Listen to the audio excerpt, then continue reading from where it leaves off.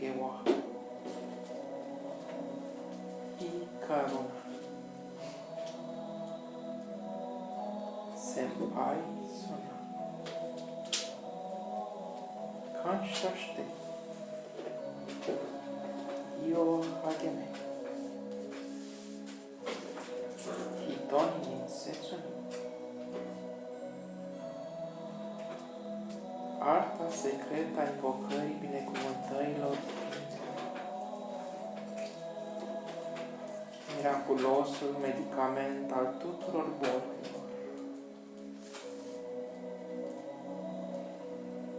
Începând de azi, elimină teama. Nu mai fi îngrijorat. Fii plin de recunoștință.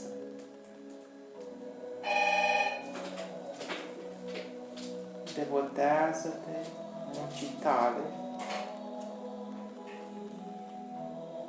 și ai grijă de spiritul celorlalți oameni ca de propriul tău spirit.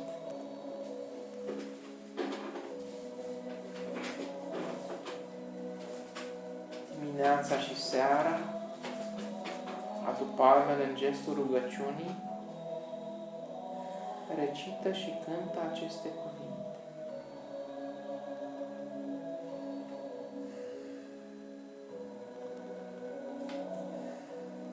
Medităm un pic la principiile Reiki, arta secretă a invocării binecuvântărilor divine. Și intenția noastră este să ne conectăm și să invocăm binecuvântările divine în viața noastră. Invocăm Reiki. Spunem în gând, invoc Reiki. Și vă imaginați cum din înaltul cerului o coloană de lumină sau o cascadă de lumină se revarsă asupra voastră, traversând aura și întregul corp.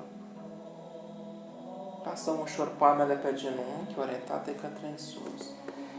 Și stăm sub această ploaie, sub această curgere de binecuvântări divine. Este ca și cum cea mai minunată energie din univers se revarsă asupra noastră și pătrunde în viața noastră.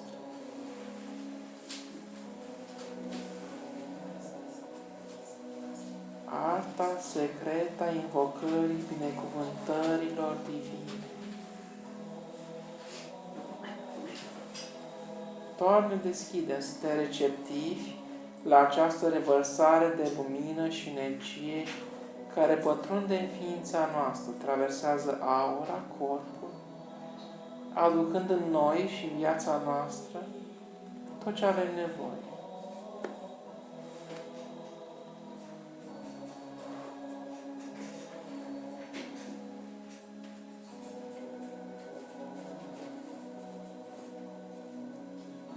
Lăsăm această lumină frumoasă să curgă, să ne spere, să îndepărteze întunericul, umbrele, energia uzată din ființa noastră.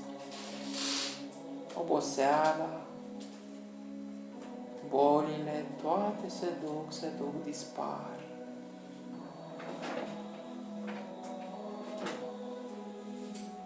Din înaltul cerului, valuri și valuri de lumină, de binecuvântări, se revarsă asupra noastră.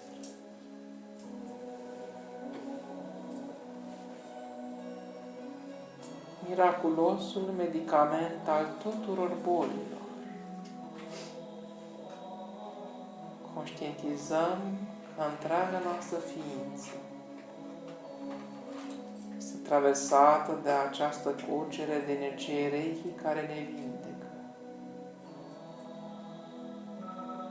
Toate celulele se umplu cu lumină și energie. Suntem perfect sănătoși. Stabilim foarte clar în mintea și în subconștientul nostru. Sunt perfect sănătos.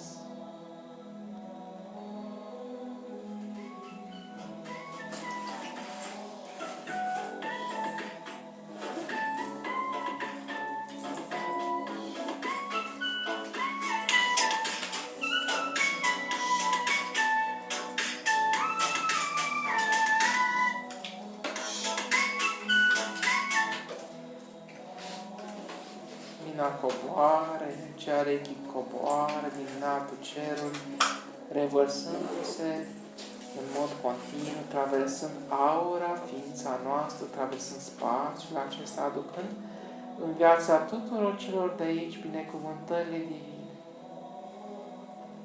Tot ceea ce avem nevoie în viața noastră. Dar în primul rând aducând sănătate. Sănătate trupului, sănătate sufletului, sănătate minții noastre, sănătate spiritului nostru.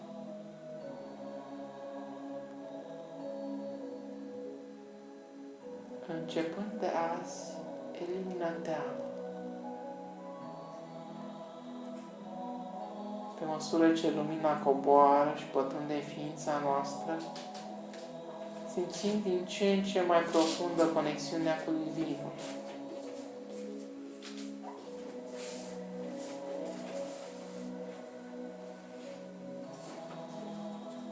Lumina și iubirea divină se revarsă în viața noastră.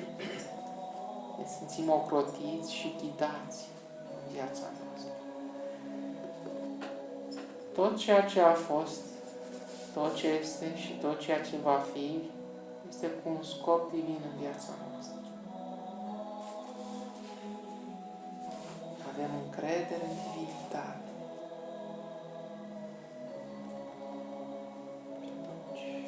Îngrijorarea dispare. Nu avem de ce să fim îngrijorați. Ne abandonăm divinul. Și când ne abandonăm, ne deschidem să primim și mai mult din binecuvântările divine. Inima noastră se deschide către lumina și iubirea divină. Simțim protecția divină care coboară odată cu energia Reiki în noi și în viața noastră. Simțim mâna divină care aranjează toate lucrurile în viața noastră așa cum trebuie să fie. Și avem încredere în divinitate. Ne crește credința în frumos, în bine, în succes, în sănătate, în lumină, în transformare. Sufletul se înalță radiind bucuria de a trăi, intrând în rezonanță cu virtuțile divine. Teama, îngrijorarea sunt frecvențe joase, nu ne mai aparțin. Din înaltul cerului, valuri de lumină și energie Reiki se revarsă. Suntem binecuvântați. Ne deschidem sufletul să primim aceste binecuvântări în viața noastră.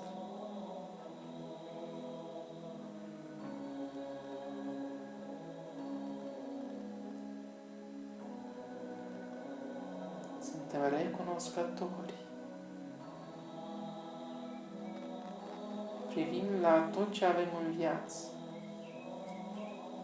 la drumul pe care l-am parcurs până în acest moment. Și suntem recunoscători divinității că am ajuns la acest moment de trezire. Suntem recunoscători pentru energia Reiki. Suntem recunoscători pentru tot ce avem în viață.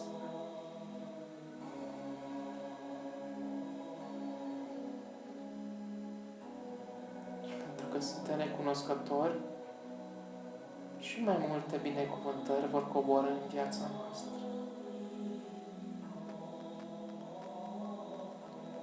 Arta secretă a invocării binecuvântărilor divine.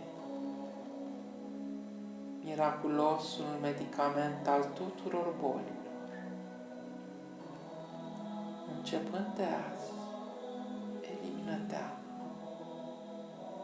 Nu mai fi îngrijorat. Fii recunoscător. Fă-ți munca cu conștiinciozitate. Și pe măsură ce energia Reiki curge în viața noastră, devenim conștienți că tot ceea ce facem va purta energia Reiki către ceilalți. Devenim atenți la tot ceea ce atingem și atingerea noastră va purta frecvența Reiki, frecvența transformării, frecvența frumosului și a binelui. Astfel încât activitatea pe care o facem în fiecare clipă devine o activitate făcută conștient, ne trezim. Și în fiecare clipă devenim conștienți de noi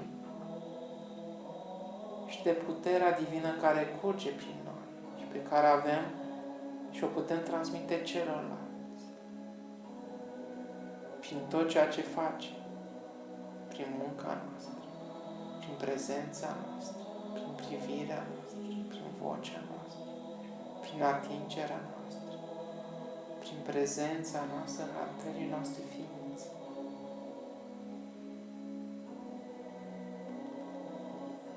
Privește la spiritul celorlalți oameni și ai grijă de el ca de propriul tău spirit.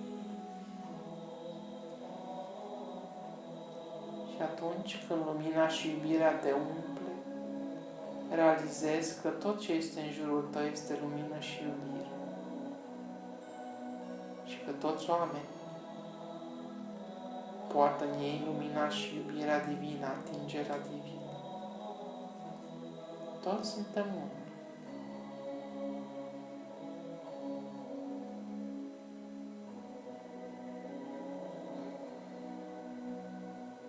De aceea energia Reiki, care trezește și vine cu binecuvântări, o vom purta de la noi către ceilalți, ajutându-i să se trezească, să fie mai bine, mai sănătoși, mai fericiți, mai buni. La fel cum ne-am îngrijit de propria fericire.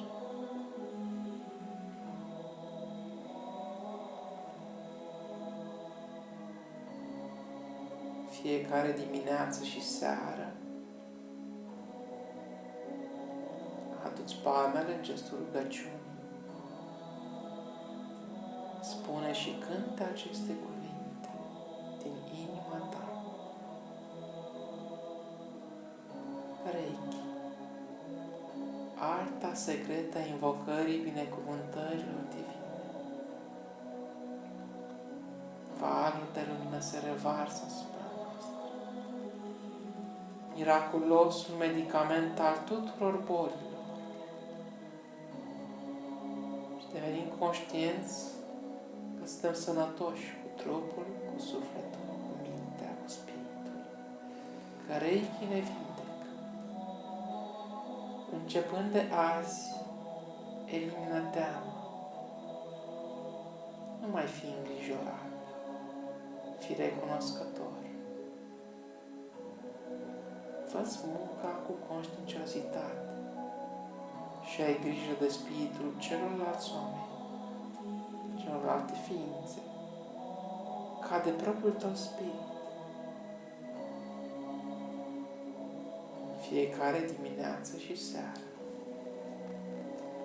adu-ți palmele în gestul rugăciunii. Spune și cânte aceste cuvinte din inima ta. Trăiește-le.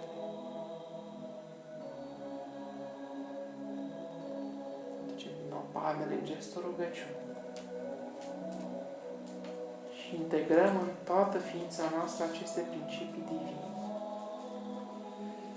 Kyo Takiwa Ikaruna Senpai Suna Kanshashite Kyo Hageme Hito ni Setsu. Inspirăm și expirăm profund.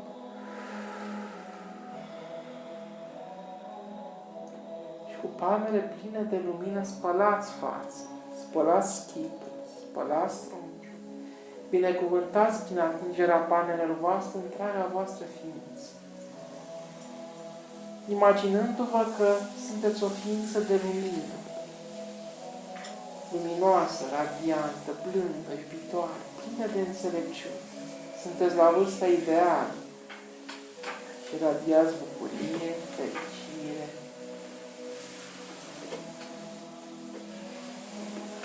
Oferiți zâmbet, oferiți energie Reiki tuturor prin privirea voastră, prin atingerea voastră. De aceea este important să spunem măcar principiile Reiki dimineața și seara. Dimineața ca să le purtăm cu noi o zi întreagă. Să devenim conștienți, să nu lăsăm mintea să gândească altceva, să fim mereu în această binecuvântare divină care curge în viața noastră. Ca o lumină blândă care ne umple, ne iubește și aduce transformare. Și dimineața plecând de acasă, plecăm cu această energie deja trezită în inima noastră, deja trezită în privirea noastră, deja trezită în vocea noastră. Iar seara spune din nou și trăim din nou principiile Reiki, ca să le purtăm cu noi pe timpul nopții. Când dormim și ele să pătrundă în subconștient și să lucreze. Să ne culcăm în lumina care curge prin ființa noastră și să lăsăm să ne vindece, să ne trezească. Atât de puternice sunt principiile Reiki. Și ele am rămas puse acolo în manualul de practică Reiki. Și, în general, profesorul nu se apleacă des asupra principiilor Reiki, pentru că elevul trebuie să-și le însușească natural. Dar din când în când facem o asemenea practică, în care ne reconectăm pe frecvența principiilor Reiki, ca să aducem din nou acea putere în ființa noastră. Să nu cădem, să nu ne fără viață, să avem mereu curgerea energiei în noi. Atât de frumoasă este practica Reiki. Vedeți? Dar spunând principiile Reiki în această modalitate, nu doar corpul să umplu cu lumină, întregul spațiu să umplu cu lumină.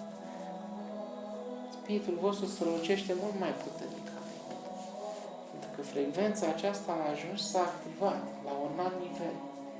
Este nivelul Reiki, este nivelul în care activezi această frecvență pe frecvența conștiinței hristice, pe frecvența compasiunii, cum se spune în practica asiatică. Bucuria de a rezona cu frecvențele înalte și cu virtuțile divine. Și nu căderea de a trăi în energia joasă, furia, fricea, neîncredere și așa mai departe. Și atunci când trăiești cu încredere, când trăiești cu bucurie, când se întărește canalul dintre tine și Dumnezeu, viața este în fiecare clip o binecuvântare.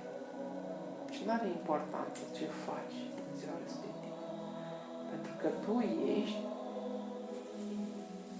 acel șaman din practica Reiki care ancorează în această frecvență a Pământului aceste semnale, energii, care vor ajunge la ceilalți. Și asta fac marile virtuți divine care coboară în corp uman pe Pământ. Sfinții. În Iisus sau Sfinții sau... Nu contează unde sunt. Poate nimeni n-a auzit de ei, sunt în mijlocul pustiei. Poate sunt bătrâni, dar rolul lor este să ancoreze aici aceste frecvențe, să curgă către subconștientul tuturor și din subconștient să se manifeste prin subconștientul propriu și oamenii să se trezească. Să aibă compasiune. Într-o clipă să aibă bunătate față de celălalt. Să apară speranță, să apară încrederea, să apară bucuria de a trăi. Și ăsta este rolul principiilor Reiki. De a vă întări vouă canalul cu cea mai înaltă frecvență Reiki. Și vedeți, calea către transformare, către ridicarea vibrației personale era la îndemână. Era aici, lângă voi, principiile Reiki. Dar vedeți, trebuie însușite, trebuie trăite, trebuie luate poți aici în suflet și amplificate. Și în momentul când simți aceste principii Reiki, energia Reiki prinde viață în ființa. Și apare transformare.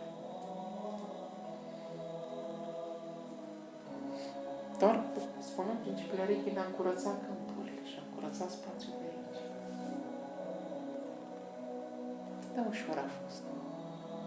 N-a fost nevoie să bătem corpul, să deschidem chakre, pentru că deja s-au deschis chakrele. Și principiul Reiki se dau începătorul. Dar vedeți că la început nu știi ce reprezintă. Și le iei ca fiind o conduită. Dar dacă le iei și le integrezi, imediat crește frecvența Reiki. Este un cântec.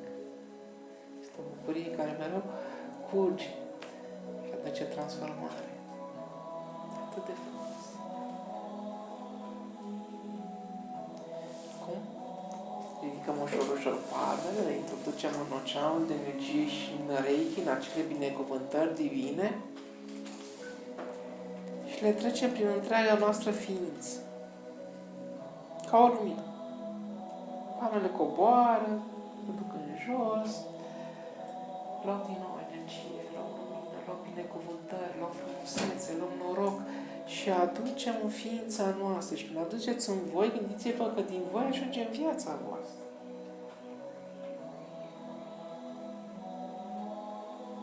Și îmbrățișați cerul cu brațele, îmbrățișați lumina și iubirea și aduceți apoi în ființa voastră. Acesta este gestul de a te deschide. Când deschizi brațele, se deschide inima.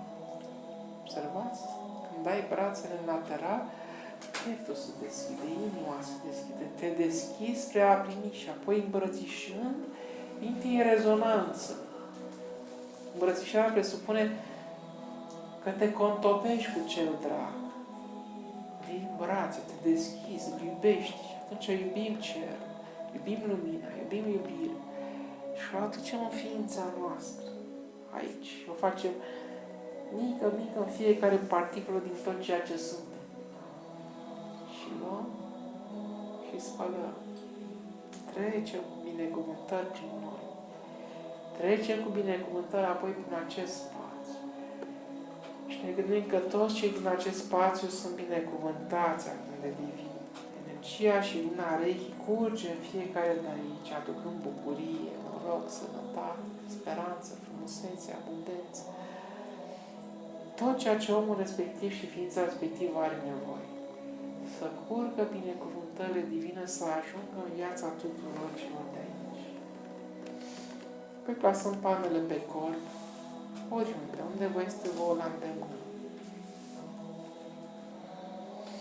Aducem ușor atenția la nivelul palmelor.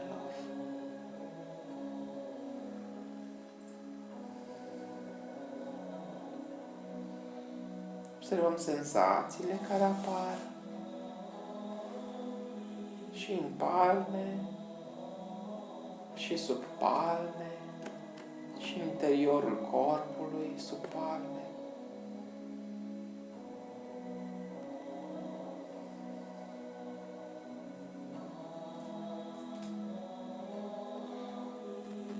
Este ca și cum ați observa cum palmele noastre trezesc viața, bucuria, frumusețea, binecuvântările divine din ființa noastră, din interiorul celulelor.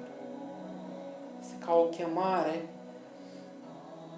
pe care palmele noastre o face spre a trezi din interiorul ființei noastre, din celulele de sub palmele noastre, bucuria de a trăi.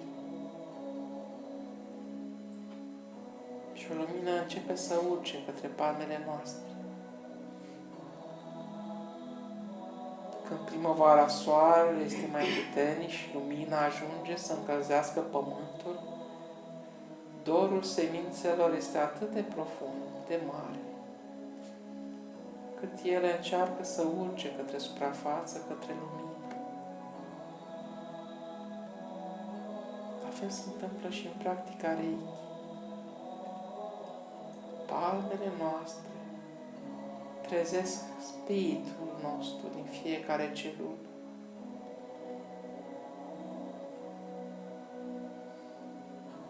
Și o lumină a bucuriei și o lumină a sănătății se contopește cu lumina radiată de palmele noastre, formând Reiki.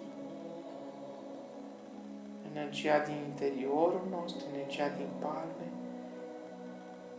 se unesc cele două energii și dau naștere la o singură energie, la o singură forță, Reiki.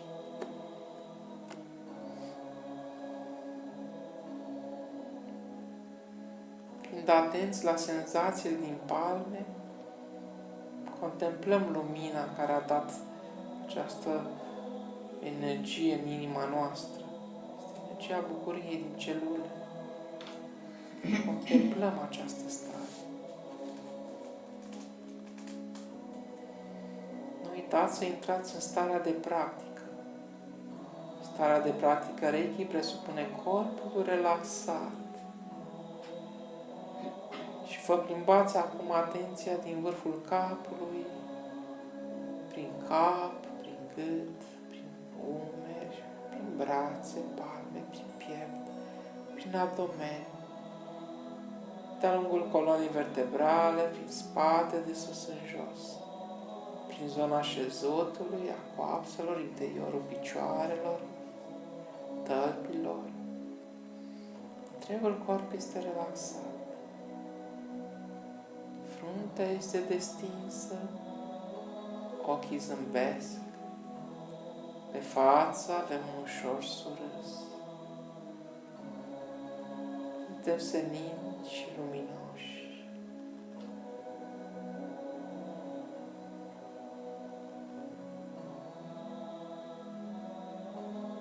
Menține zâmbetul, seninătatea.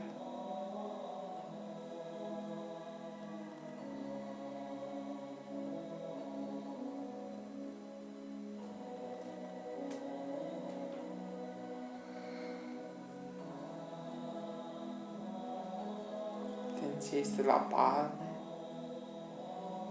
Observăm senzațiile de acolo.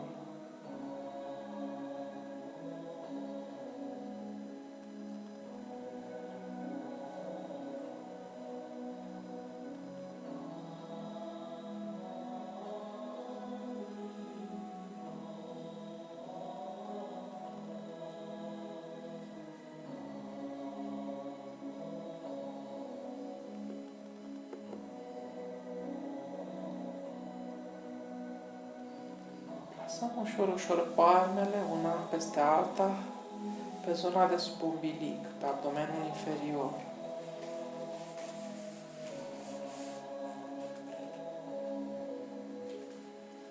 Suntem atenți din nou la senzații, am pus pe altă zonă de pe corp. Observăm cum se activează Reiki.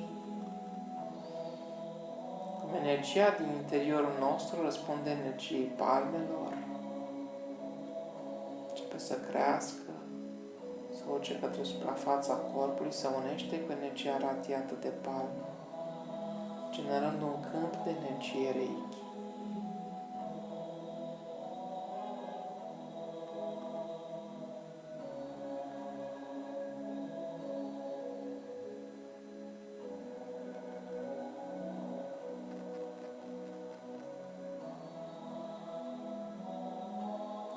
În abdomen este centrul energetic al corpului, pe care puteți să vi-l imaginați ca fiind o sferă de lumină care plutește în abdomenul inferior, acolo sub palmele noastre.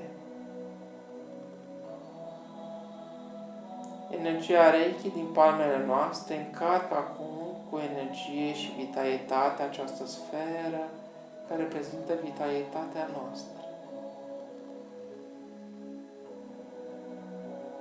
Se întâmplă ușor și natural. Doar observăm ținând palmele pe zona abdomenului inferior, lumina, căldura, energia din interiorul sferei care plutește sub umbilic. Crește, crește.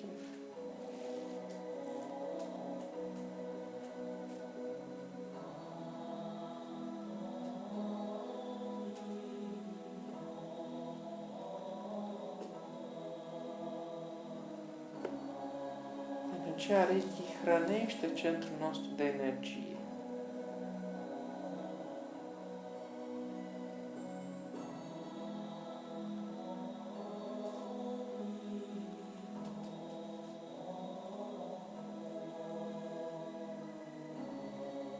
Când inspirați, aveți intenția să o aduceți prin vârful capului din coloana de energie Reiki, energie și lumină Reiki direct sub palme în sfera de lumină.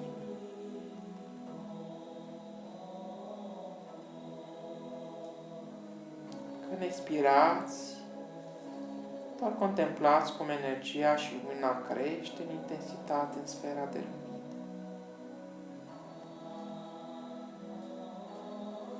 Respirația este ușoară și naturală.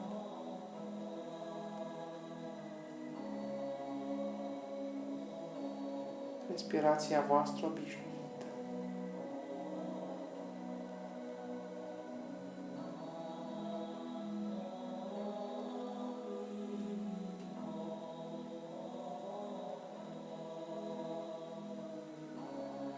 Deci inspirăm. Lumina Reiki coboară din altul cerului, vârful capului se deschide precum un geam, o poartă. Lumina coboară prin cap, prin gât, prin piept, prin abdomen, direct în abdomenul inferior, în sfera de lumină. Expirăm, sfera de lumină strălucește.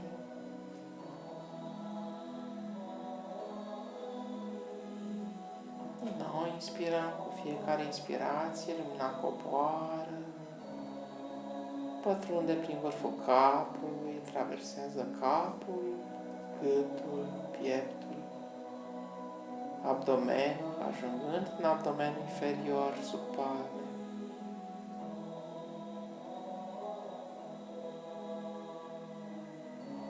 Nu uitați să relaxați corpul. Să destindeți fruntea, ochii să zâmbească, pe față un ușor surâs.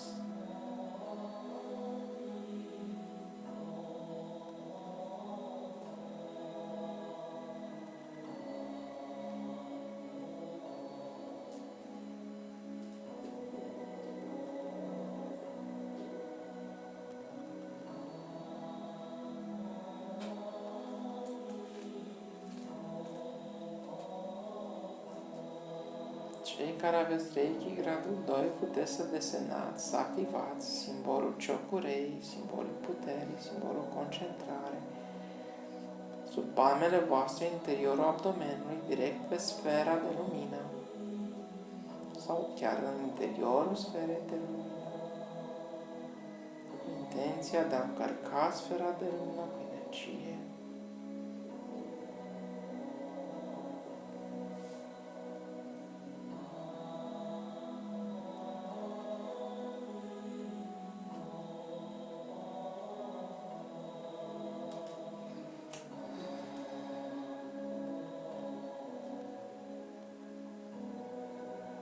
Inspirăm, lumina coboară prin vârful capului, traversează trunchiul sub palme, în abdomenul inferior, în sfera de lumină. Expirăm, lumina strălucește acolo.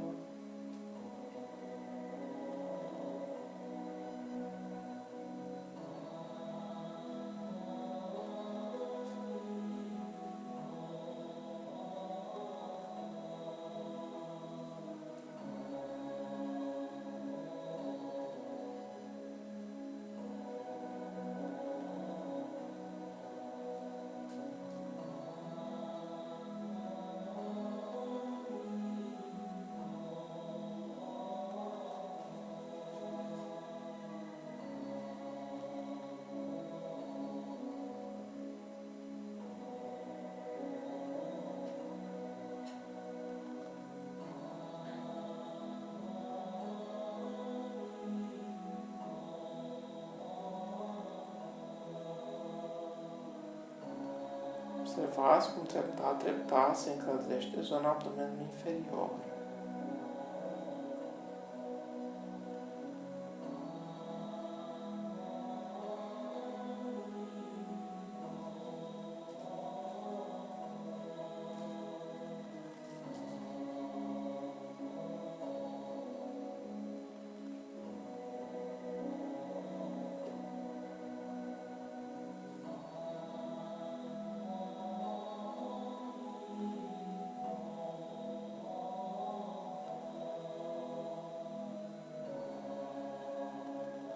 Ducem palmele în gestul rugăciunii, în gașul, la nivelul pieptului.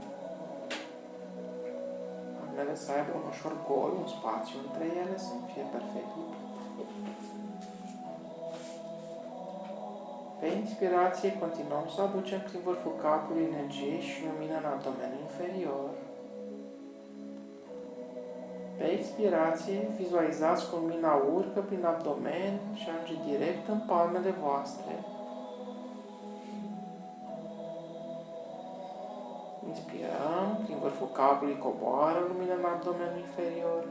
Expirăm, lumina din abdomenul inferior urcă prin trunchi, prin brațe, ajunge în palme. Palmele radiază. Și tot așa, continuăm să inspirăm.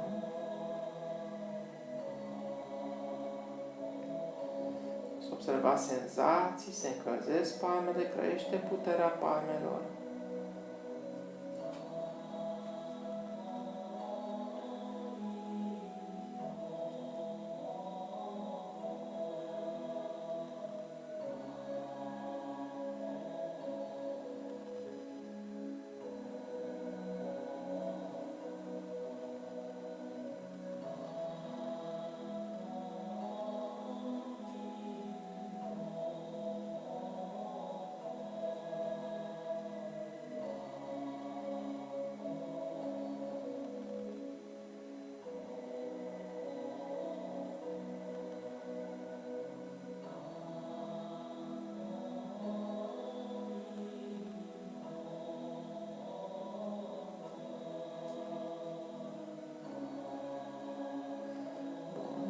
Cu atenția doar pe palme.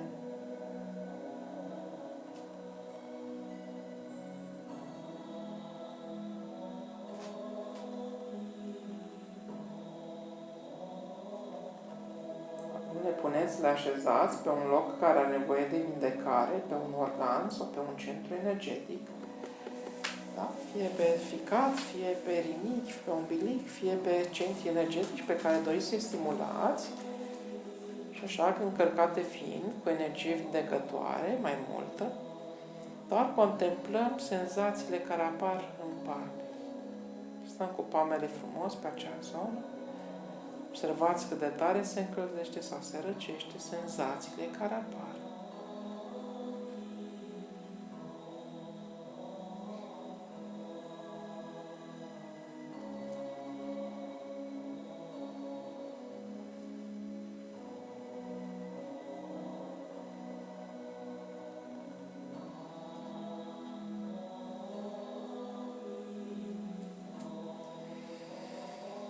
Nu lăsați mintea să fugă. Rămâneți cu atenția pe palme, observați senzațiile. Vindecăm, energizăm acel organ sau acel centru energetic.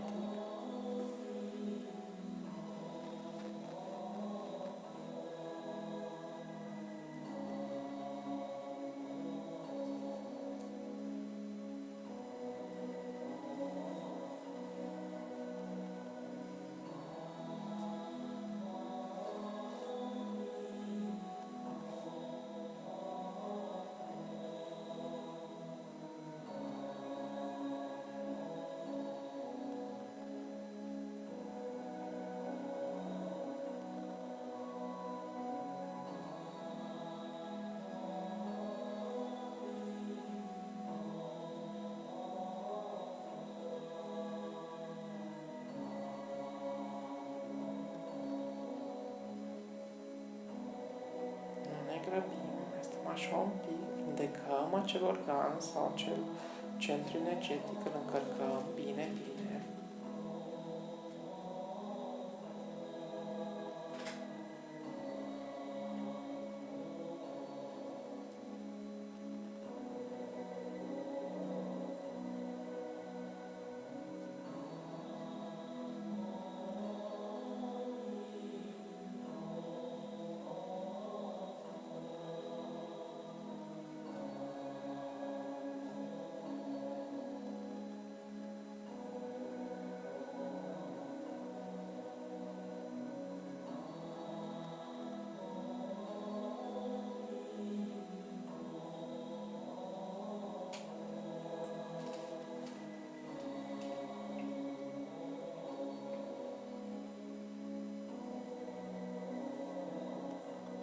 Cei care aveți Reiki gradul 2, activați simbolele Reiki deasupra palmelor voastre, ca și cum priviți de sus în jos la palme și desenați pe ele, pe exteriorul palmelor. Apoi activați simbolul ciocorei pe interiorul palmelor, așa cum sunt așezate pe corp, vă imaginați palmele și activați simbolul pe ele, pe interior. Apoi activați simbolul ciocorei direct pe organul respectiv sau pe chakra respectivă, ciocorei. Și acum lăsăm energia să mai lucreze un pic. Am amplificat fluxul de energie Reiki.